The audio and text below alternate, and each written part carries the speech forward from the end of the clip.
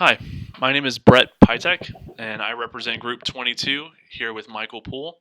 Our Group 22 consists of myself, Michael, Ada Reyna, and William Kwan. And the topic of our presentation is artificial intelligence, potential social and economic issues, introducing artificial intelligence, or better known as AI, into the workplace. The thesis of our discussion is the wide acceptance and implementation of artificial intelligence, AI, in the workplace seems almost science fiction, but is closer than many believe, and without proper planning, has the potential to disrupt or destroy widely accepted business practices known today. We are already being introduced to integration of computing systems into our everyday lives. Systems such as self-checkout, touch-to-order screens at restaurants, and the 100% transition from postal mail to email just demonstrate the continuing growth of dependence on those systems. As these systems continue to integrate, they provide their owners with a tremendous amount of data. And this data is incredibly valuable and gives the company an opportunity to introduce artificial intelligence to predict, grow, and overall enhance their business quickly and very efficiently.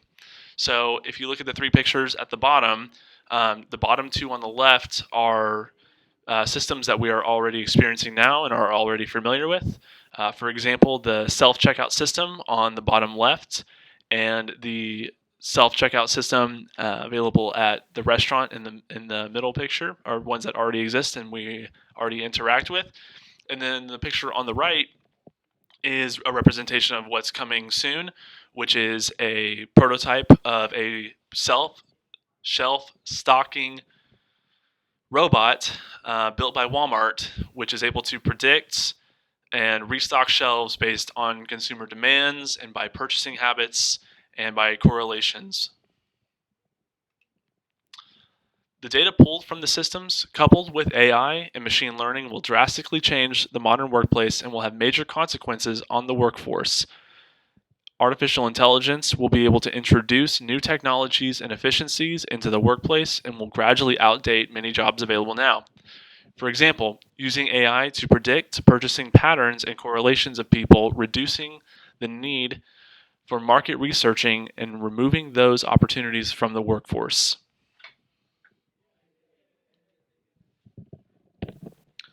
One major area of concern with regards to the integration of AI into the workplace is job loss. The advancement of automation in the workplace has gradually replaced human workers with AI. As seen in the image to the bottom right, entire factories are beginning to be replaced, or beginning to see workers replaced with machines and artificial intelligence. As a result, there's been significant disruption in not only the tech sector, but in up to half of all professions, according to some estimates. The flip side to this is job creation. The increased automation has also created new jobs that require all new skill sets. Some of the displaced employees will need to undergo retraining to be able to adapt to the new environment of their workplace. These disrupted workers may be able to take on a new but similar job operating or maintaining the AI-controlled systems that have replaced them. Some of the long-term effects of artificial intelligence in the workplace. As AI is integrated into the jobs market and takes over not just tasks, but entire roles and jobs, will these displaced workers even be able to be properly trained?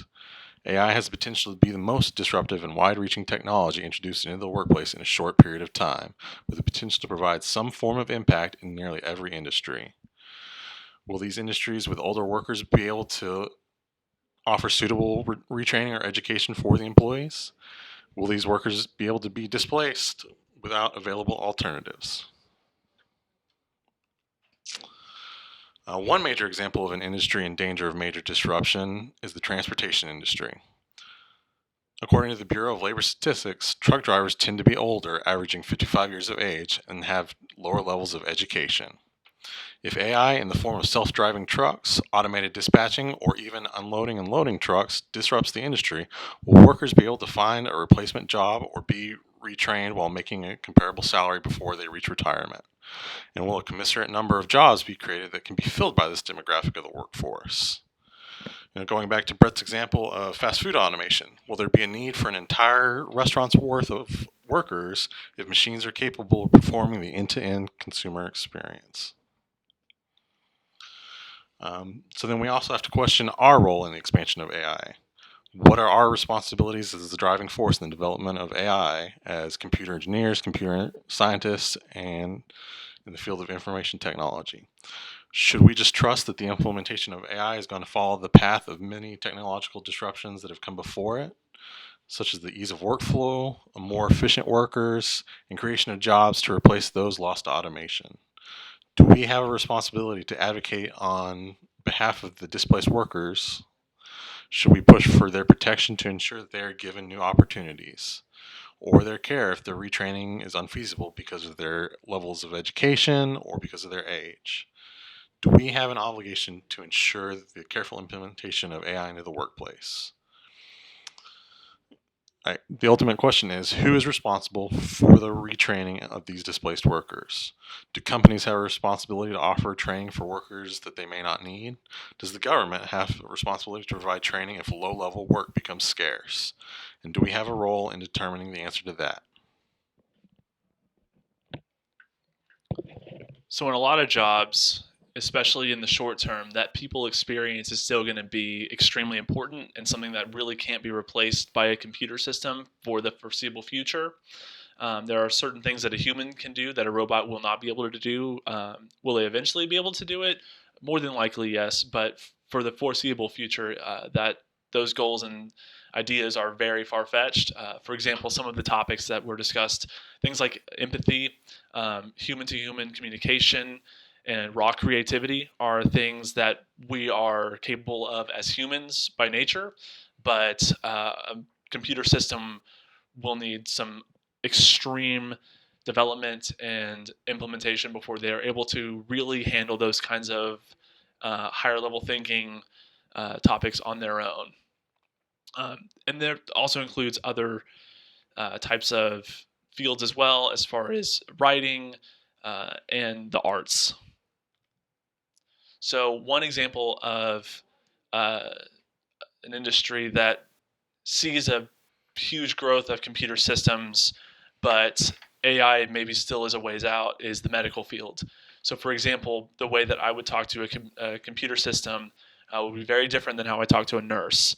Someone who can listen to me and relate to me and understand my pain and understand what I'm going through. Will an AI robot be able to do this potentially? Possibly. But as for now, in the foreseeable future, AI is best suited as a supplement to the doctors and to the nurses to really be able to get that job finished. Some of the really cool ways that robots are being introduced into the medical field is through the AI-assisted robotic surgery.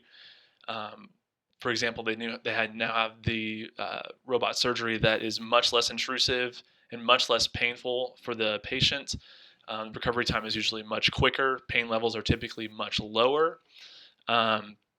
These kinds of systems can monitor these patients, ask questions, deliver those results to the doctor in a really fast and efficient way, so the doctors can respond much quicker and much more thoroughly to their patients' ailments, so they can get them back and on track sooner than ever. So AI is able to provide faster and safer diagnosis that doctors will be able to use to assist their own solutions. So in conclusion, basically we are discussing the topic of the potential of these systems taking these jobs. It hasn't really taken off just yet, but it is definitely something that we all need to be mindful of, especially as graduates in computer science, engineering, and IT. Since we will be at the forefront of developing and implementing these systems, we do need to be mindful of the social and economic impacts of our work and how we can best suit those and best replace those jobs and keep the workforce alive and well into the future. Thank you for watching.